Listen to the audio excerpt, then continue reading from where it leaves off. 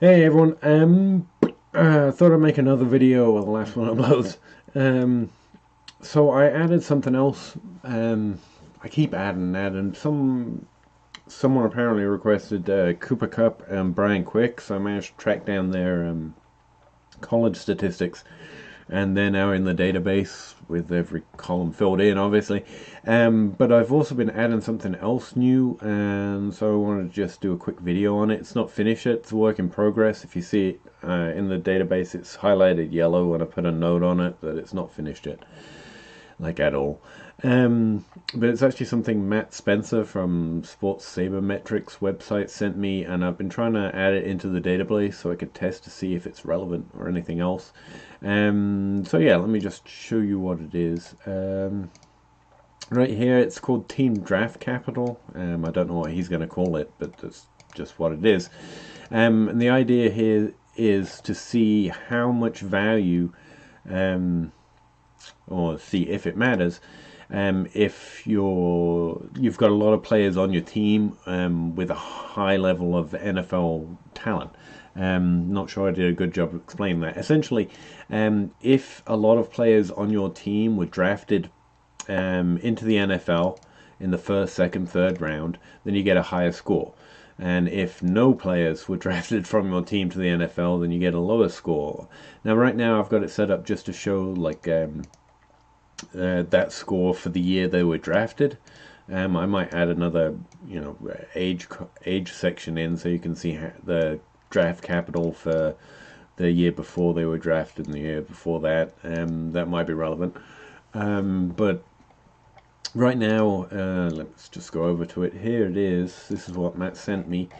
Basically what he does is he assigns like the first pick in the draft. So Cam Newton was drafted first overall in round one, a score of 256, and the last pick in the draft gets a score of 1.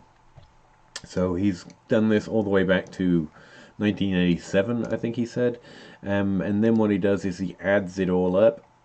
So you see for every college team in every year that someone was drafted at least, and their sum score. So all of these scores added up for everyone taken from the same college team in that year, and that way you get a capital score. So how much draft capital was spent on players for that year into the NFL draft. Now right now I've got a problem. This is what I'm working on here. His team names are all different than mine, and so I have to figure out the ones that are named something different, and I'm going to do a lookup where it changes them over. Like, right, he's got it abbreviated Birmingham, and mine's just written out Alabama Birmingham, and stuff like he's got state abbreviated, and in my database and ours, the one you have, it's not abbreviated. And so I've got to do a lookup column, correct all of that, and then it should be able to look up all these capital scores. So for right now, I don't have all the ones he's got available in here. Some of these zeros are just the name lookup's got a problem. But once I get it all figured out, it's just going to take forever.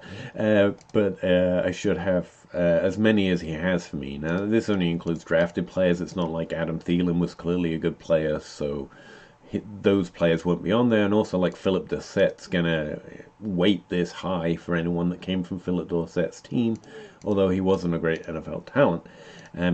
Well, he was an NFL level talent, just not, fantasy relevant NFL talent yet, at least.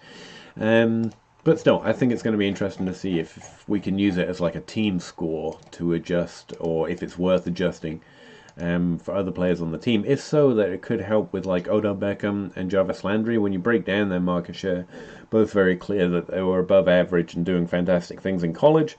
But Odell Beckham, production score, for example, comes out rather low because they were sharing production, right? They didn't go for 9,000 yards, whereas both of them probably would have had high yardage counts if they weren't there. So it's very clear they were good using market share, but something like production score, that thing I've just produced, kind of struggles to show right here how good they are, relevant to other players, just because perhaps maybe it has some tangential whatever, it's late, effect on their production. They still break the age curve. Like, I haven't found an example yet of a good NFL player that didn't, that got held back by others. It's more like speculation on Jerome Brown, right? But anyway, that could help out with clarifying that in some way. So it's added into the database, and I'll get that up and running just as soon as I can. Just thought I'd do a quick video on it too. Thanks for checking it out, and talk to you again next time.